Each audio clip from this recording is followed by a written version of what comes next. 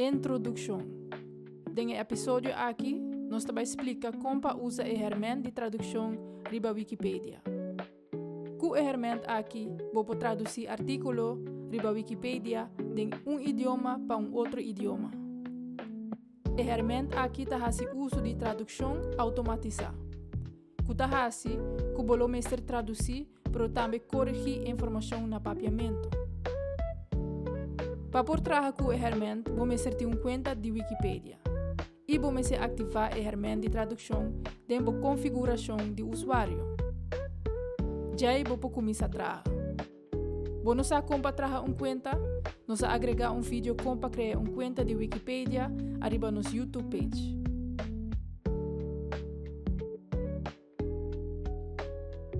Nós seguir.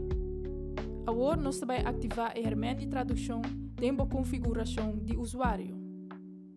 A ferramenta de tradução não está automaticamente ativada para você abrir uma conta nova.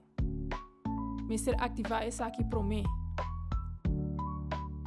Para essa aqui está aconselhada para subir para Wikipedia em inglês ou holandês, mirando que a função aqui não turbiata acessível via Wikipedia papiamento.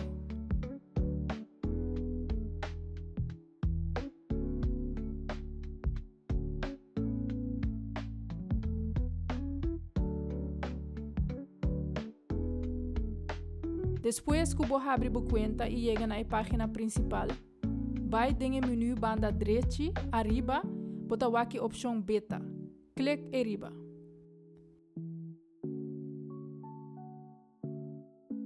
E tab função de beta abre dentro da preferência de usuário.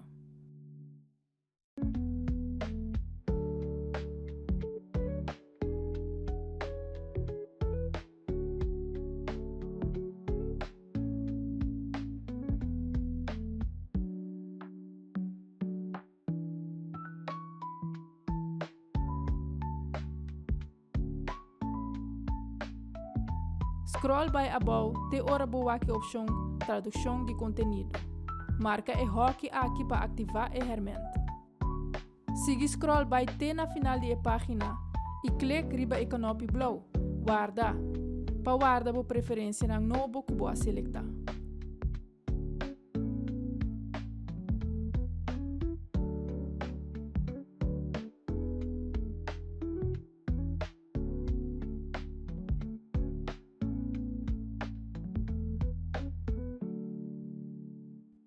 Agora vou ativar a ferramenta de tradução.